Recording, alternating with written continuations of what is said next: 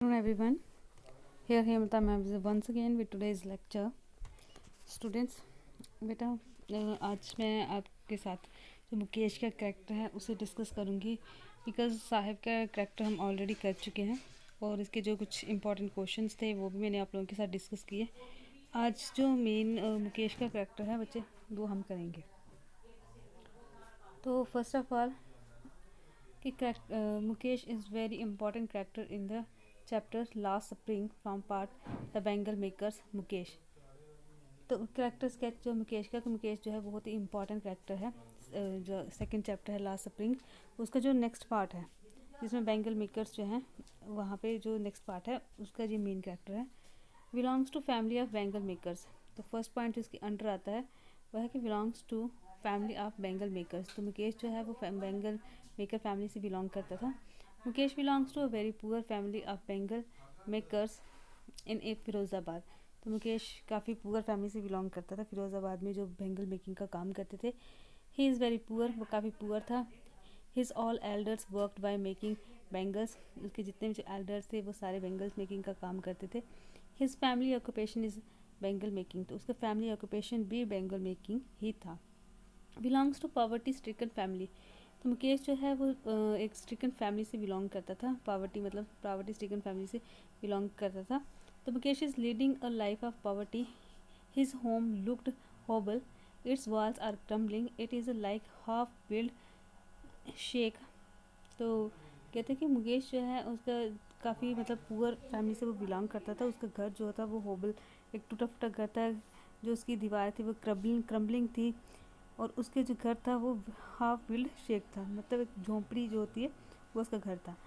His father was too poor. उसके father जो थे वो काफ़ी ज़्यादा पुअर थे। टू सेंड हिम स्कूल, वो उसको मतलब स्कूल भेजने के लिए। They do not get enough food to fill their stomach. और इवन कि उनको इतना खाना भी नहीं मिल पाता था कि वो अपने जो स्टमक है उसको फिल कर पाएँ, अपनी मतलब भूख मिटा पाएँ, प्रॉपर उनको फूड नहीं मिलता था।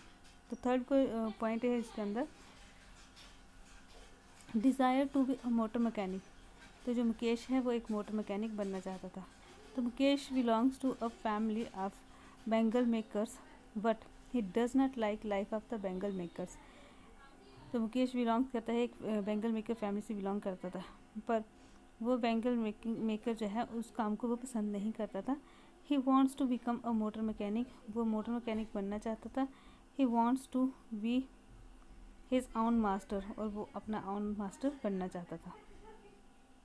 ही इज़ नेक्स्ट पॉइंट है इसका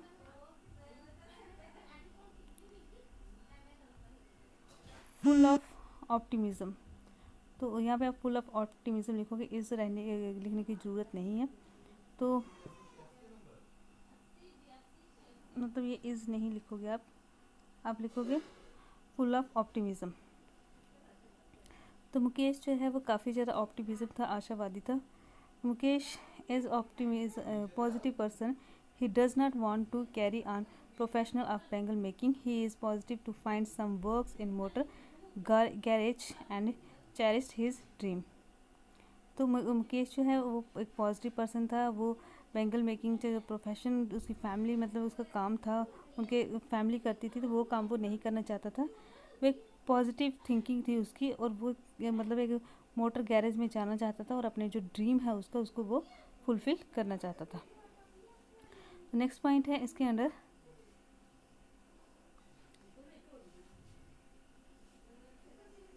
कि वो काफ़ी ज़्यादा डेयरिंग था।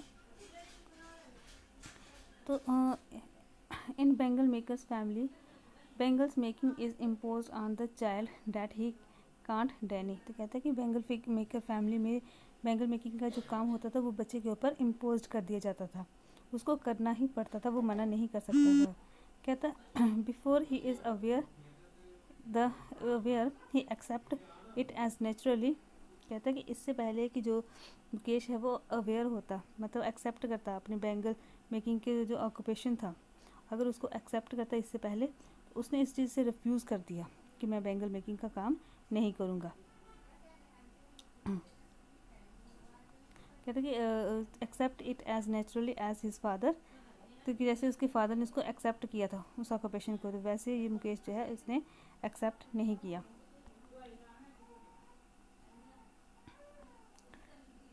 कहते हैं naturally as his fathers but Mukesh is daring and he says that he will not be a bangle makers. तो मुकेश जो है वो काफ़ी ज़्यादा डेयरिंग निकला, उसने कहा कि मैं इस प्रोफेशन को नहीं करूँगा। He will be a motor mechanic, और जो मुकेश है वो चाहता था कि मैं एक क्या बनूँ, मोटर मैकेनिक बनूँ। तो उसमें एक डिटर्मिनेशन थी कि मैं क्या बनूँ, एक मोटर मैकेनिक बनूँगा। कहते हैं कंटेंट, तो काफ़ी ज़्यादा कंटेंट और हार्ड वर्किंग भी था। तो Mukesh is content with his desires of becoming a motor mechanic. तो वो काफ़ी ज़्यादा कंटेंट था वो एक मोटर मैकेनिक बनने के लिए। He is willing to walk and go to a garage. वो पैदल चलने के लिए रेडी था, गैरेज मतलब गैरेज जाने के लिए वो पैदल चलने के लिए रेडी था, जो उसके घर से काफ़ी ज़्यादा दूर था। ठीक है, उसने कहा था मैं मोटर मैकेनिक बनूंगा, लेकिन यहाँ पे गैरेज नहीं था। गैरेज में वो जाएगा सीखने के लिए। जब उसको पोइट ने कहा था, सॉरी इसने राइटर ने कहा था कि तुम मतलब कैसे सीखोगे, तो वो कहता है मैं गैरेज में जाके तो सीखूंगा। तो गैरेज जो था उसके घर से काफ़ी ज़्यादा दूर था, फिर भी वो कहता था कि मैं दूर है फिर भी मैं पैदल वहाँ पे जाऊँगा। ठीक है, बाई फुट वो वहाँ पे जाएगा और वहाँ पे वो सीखेगा, ड्राइविंग जो है उसको सीखेगा। तो लास्ट में बेटा इसका कंक्लूजन है कि so Mukesh is poverty stricken but aspirant to be motor mechanic. चाहे वो एक पुअर लड़का ही था, लेकिन उसमें ये था कि वो एक मोटर मैकेनिक बनेगा। ही इज़ ऑप्टिमिस्टिक, वो काफ़ी ज़्यादा ऑप्टिमिस्टिक था, लेबोरियस था, डेयरिंग था, content and above all down to earth, और काफ़ी खुश था उसमें। ठीक है, वो हार नहीं मानता था। He is ready to change his fate, वो अपने फेट को चेंज करने के लिए रेडी था। His determination will surely make him motor mechanic, और उसकी जो डिटर्मिनेशन थी, ठीक है, जो मतलब जो चाहता था वो, तो ये चीज़ उसको श्योरली क्या बनाएगी, एक मोटर मैकेनिक बनाएगी। तो बेटा ये थे इसके कुछ पॉइंट्स। ठीक है, इसके अंडर जो 6 पॉइंट्स हैं आपने इंट्रोडक्शन लिखनी है। अगर बेटा आप इसको थोड़ा सा और इसमें ऐड करना चाहोगे तो आप कर सकते हो। जितना आप इसको अच्छे से लिखोगे उतना ही आपको अच्छे से मार्क्स मिलेंगे। और अगर तो आपको ये शॉर्ट में पूछा जाता है तो फिर तो आपको पॉइंट्स में लिखने की ज़रूरत नहीं है, फिर आप सिंपल उस पर थोड़ा सा पैराग्राफ जो है बना के लिख दो। तो अगर आपको लॉन्ग में पूछा जाएगा फिर आप पॉइंट्स में इसका आंसर दे सकते हो। ठीक है, अगर आपको काफ़ी मतलब लॉन्ग में आ रहा है ये, तो वेटेज काफ़ी है इसकी, तब आप इसे पॉइंट्स में लिखोगे, देन इसके साथ कंक्लूजन लिखोगे, फिर आप लोगों को अच्छे मार्क्स जो है वो मिल सकते हैं। आप इसमें कुछ पॉइंट्स जो है वो ऐड कर सकते हैं, जो मतलब आपको इसके अकॉर्डिंग ठीक लगे। आप इसमें कुछ पॉइंट्स जो है वो ऐड कर सकते हो अपनी चॉइस से। सो थैंक यू बच्चे। तो thank you for listening and watching and have a nice day.